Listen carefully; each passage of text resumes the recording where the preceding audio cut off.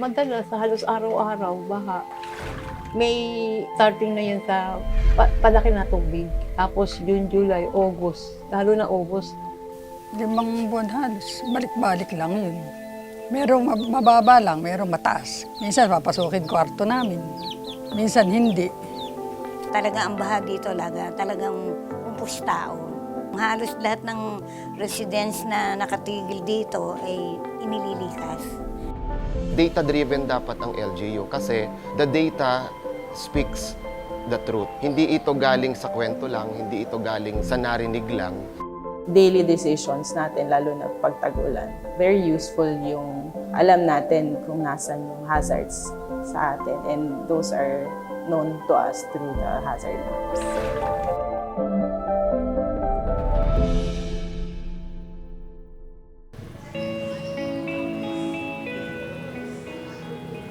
Dito sa Santa Cruz, Laguna, matatagpuan ang Santissima Cruz, isang barangay na napalilibutan ng 2 malalaking anyong tubig, ang Santa Cruz River at ang Laguna Lake. Kapag dumarating ang mga bagyo, tiyak ang pagbaha rito. Tong area na to, ito yung Sitio Asana 1. Konting ulan lang yan, kahit signal number 1, baha na agad yan. And then pagka tumaas ang signal ng bagyo, nadamay na yan, Sitio Asana 2, Sitio Maulawin, at Sitio Yakal. Sa loob ng 7 buwan, nag-sacrifice kami na talagang bahang-baha.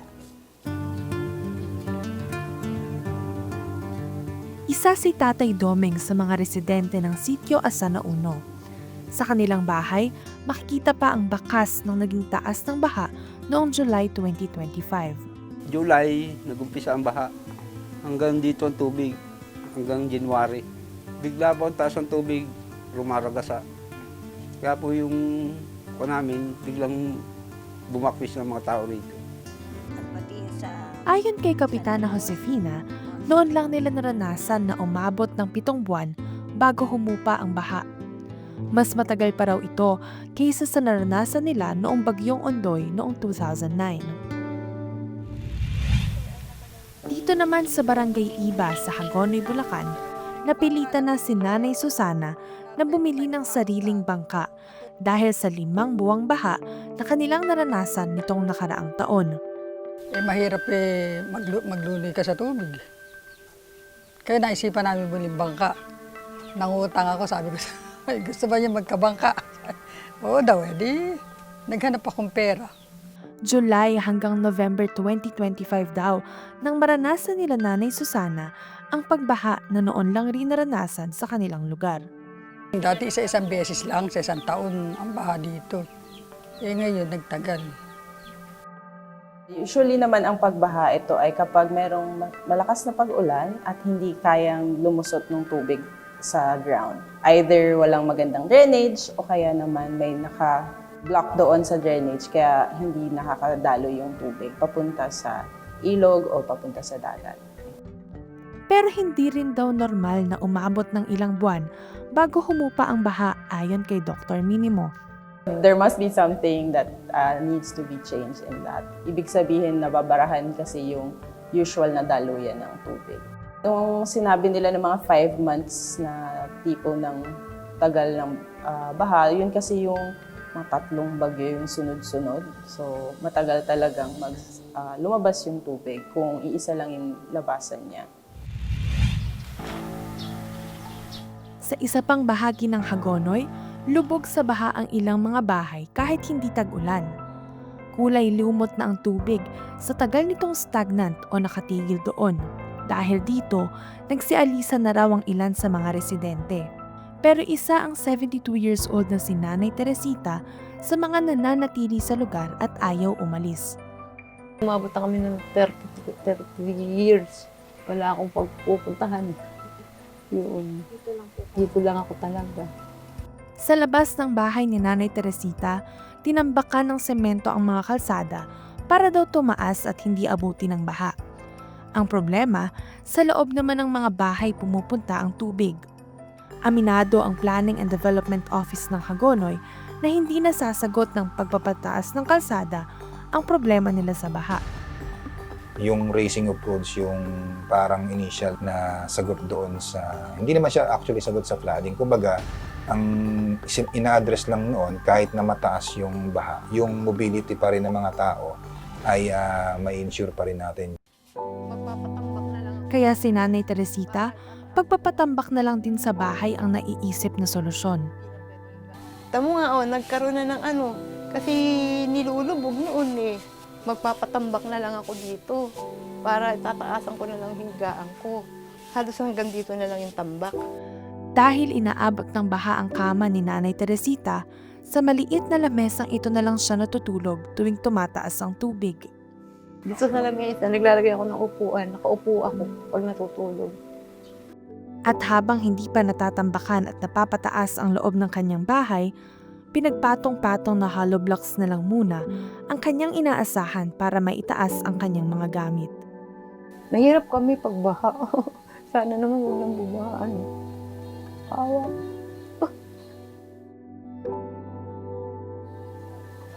Nakakaawa kasi kami dito. Sana mawala na yun.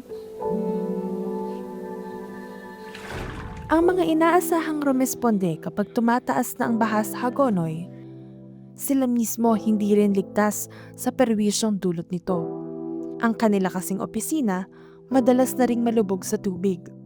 Ito po yung mark ng tubig po na ating water level yung sa loob ng office namin.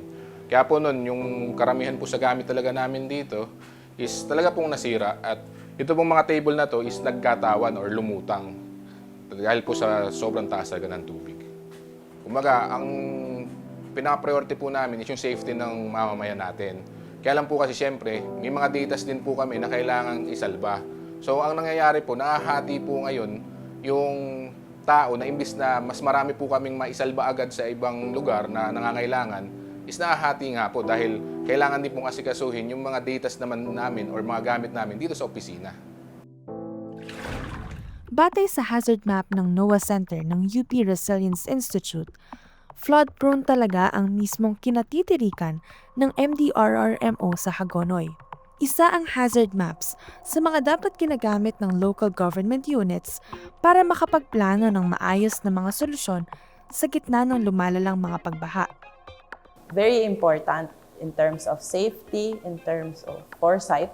Ano yung areas na safe, alin yung areas na dapat pala iwasan. First step niya, imamapa mo muna and then titingnan paano mo pwedeng solusyonan gamit yung mga drainage or kasama na flood control. Dalawang method ang ginagamit sa paghahanda at pag-update ng mga ito, deterministic at probabilistic. Yung deterministic maps, usually they are used for contingency planning o kaya kapag gusto mong magplano yung isang bayan, meron tayong worst case scenario. Bibigay ka ng isang scenario, tapos ano yung pwede niya maging impact. Pwede nating gawin yung paano kung uulan ng katulad ng Ondoy sa buong Metro Manila or buong Luzon. Gagamitin natin yung pag-ulan ng Ondoy, tapos ipapadaan mo doon sa lahat ng watershed sa Luzon. At kung ano yung kalalabasan na baha, yun yung ilalagay natin sa mapa.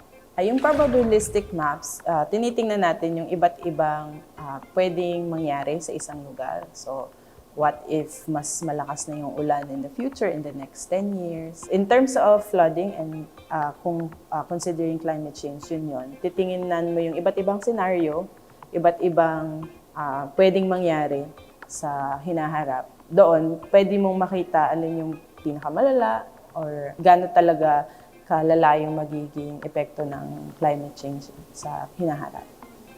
Pero paano nga ba ito nagagamit ng mga LGU sa kani-kanilang disaster efforts?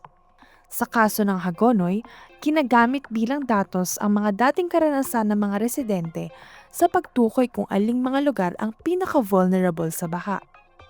Pag deterministic, alam kasi natin na yung past flood, yung pinakamalalang baha noon, pwedeng mas ma-exceed siya or mas mahigitan siya ng susunod pa na mga pag-ulan kung may mas malakas na bagyo o dahil nga sa climate change at mas intense na yung mga pag-ulan na aasahan natin, pwedeng hindi maging sapat yun. Sa ngayon, nagsisimula pa lang daw ang MDRRMO ng Hagonoy ng pag-aaral ng mapping skills. Dati kasi, ang kanilang Planning and Development Office lang ang may kaalaman tungkol dito, lalo na sa paggamit ng GIS o Geographic Information System. GIS ang ginagamit sa paggawa at pag-update ng hazard maps. Actually, last year lang nag-start kami na ilipat na sa kanila yung paggawa ng hazard maps. Kaya lang talaga, yung technical people sa kanila na gagawa ng GIS ay hindi pa ganoon ka-trained. So, talagang unti-unti lang kasi gusto rin namin talaga na empower sila. Pero sa ngayon, hindi pa raw ito ma-prioritize ng Hagonoy MDRRMO dahil kailangan rin daw unahin ang paghahanda ng contingency plans para sa iba pang mga sakunang maaaring tumama sa kanilang lugar. Meron po kaming contingency plan na tinatawag, which is para na lang po sa flooding and sa earthquake. Yung sa mappings po talaga, hinahanapan pa po namin ng, kumbaga kung saan po kami pwedeng, kung kailan po namin pwede siyang mapag-aralan na mas mabuti para po, yun nga, gaya ng nasabi ko kanina, hindi na lang po kami sa MPDO aasa. Kumbaga kami mismo po, kaya na namin gawin yun sa sarili namin. Pero ano nga ba ang consequence kapag hindi ma-prioritize ang pag-aaral sa mapping skills? Paliwanag ni Dr. Minimo, mahalaga ang mapping skills para makagawa ng high-resolution maps na mas detalyado at mas updated. Syempre, kung ako yung gagawa, gusto ko na yung, andyan na yung detalyado kong mapa agad. Para yung decision ko na para sa taong to, siya na yung pinakamalapit sa tama na decision. Kung hindi mo kayang masolusyonan yung detalye ng mapa, dapat yung action mo, malaki din yung margin mo for error. Posible na pag mas malala yung nangyaring sitwasyon, hindi tayo handa. Ang MDRRMO naman ng Santa Cruz, Laguna, nagsimula ng gumamit ng probabilistic method since 2024 para ma-update ang kanilang hazard maps. We shifted into probabilistic at yun na yung ginagamit namin ngayon sa current planning namin at sa future planning namin.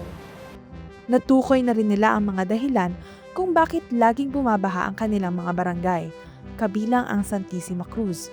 Una, geographically, katabi siya ng Laguna Lake. Sumunod, mababa ang kanyang lupa. Kaya prone siya sa flooding. Sumunod, yung drainage problem namin dito. Simpleng tuloy-tuloy na ulan lang for 2 days, nagkakaroon na kagad ng pagbaha dito sa area na to. Walang nilalabasan pabalik ng river o kaya papunta ng lawa. Batid na ng Santa Cruz MDRRMO na kailangan nila ng datos mula sa parehong deterministic at probabilistic methods para makagawa ng maayos na drainage master plan.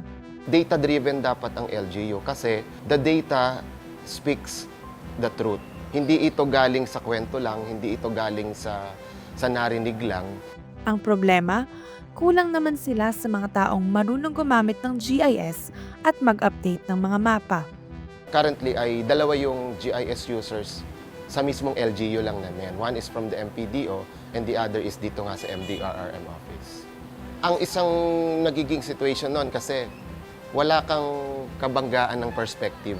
At the same time is yung availability kapag nahila tayo sa planning and executive meetings, syempre ang nadidelay is yung development and updating ng maps. Pati ang training at capacity building hanggang sa barangay level na makatutulong para maintindihan ng mga barangay ang ibig sabihin ng nasa hazard maps, kulang. This is due to the other trainings na kinakailangan nilang ma-receive from other national agencies. Kaya ngayon ay pinipili lang namin kung ano yung pinakakailangan nilang training for that year. And regularly, doon kami nag-e-end up sa disaster preparedness training. Basic life support, fire suppression, water safety and rescue. Yung hazard mapping and community-based DRRM, nagiging once in every 3 years na lang siya. Ang target namin kasi, magkaroon kami ng pare-parehas na lengguwahe pag-a-analyze ng mapa. Para sa maliit na communication lang, magkakaintindihan kami kung anong protocol yung kinakailangan nilang i-implement. Nakasaad sa Republic Act No. 10121 o ang Philippine Disaster Risk Reduction Act of 2010 na mandato ng mga local DRRMO ang pagsasagawa ng mga training, pero hindi nakaspecify dito ang skills na related sa mapping, kaya madalas na isasantabi ang mga ito.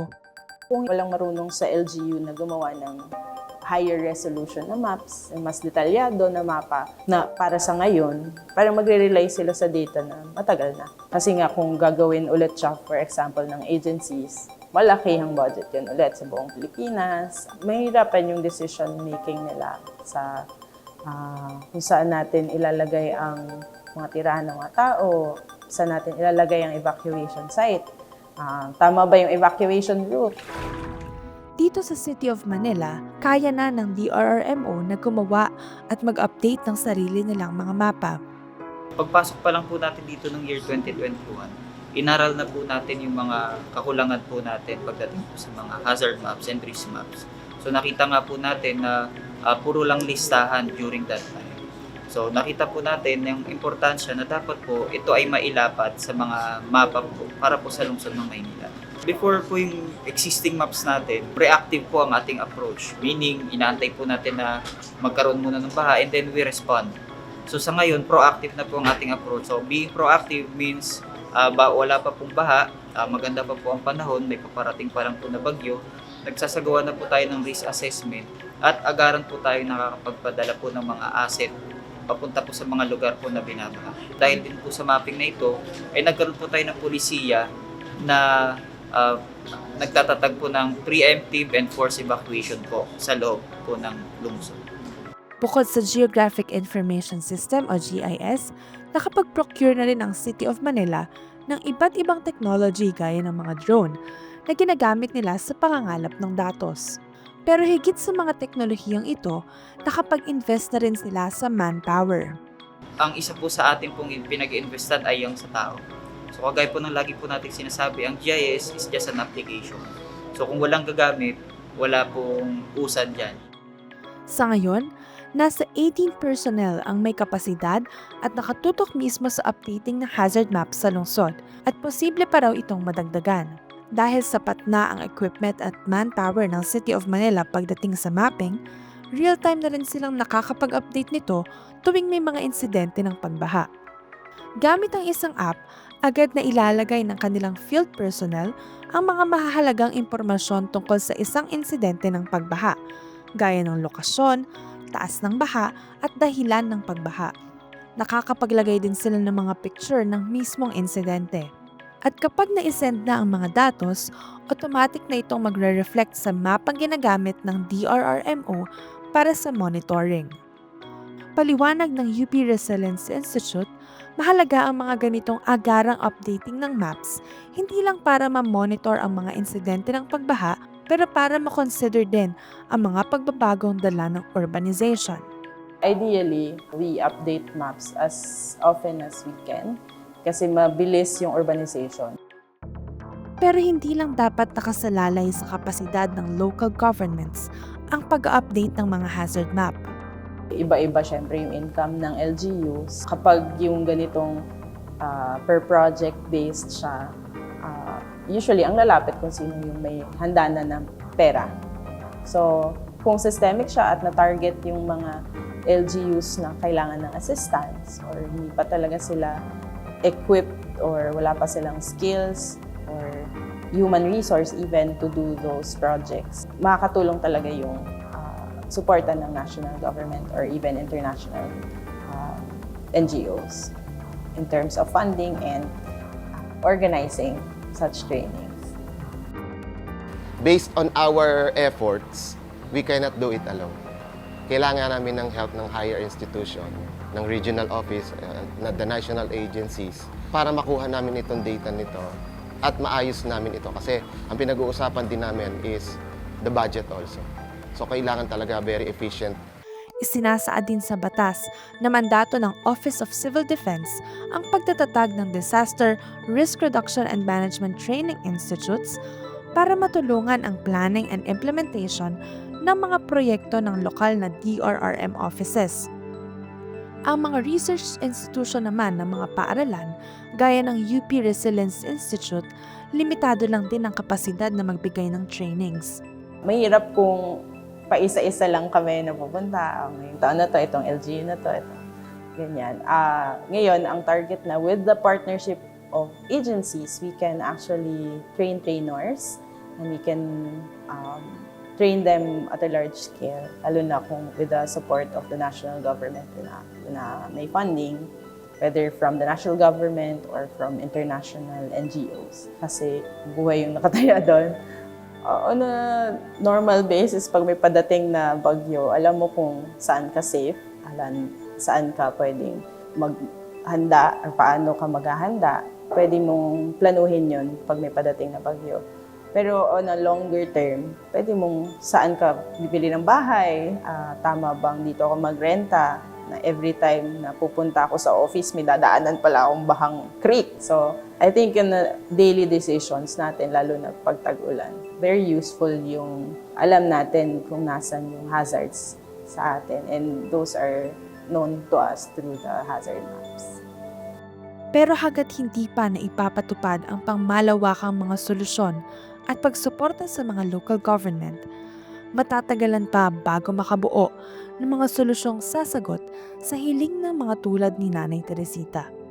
Yun nga po ang pinapangarap namin na kung mawala na sana yung baha dito o kaya wag na masyadong lumaki.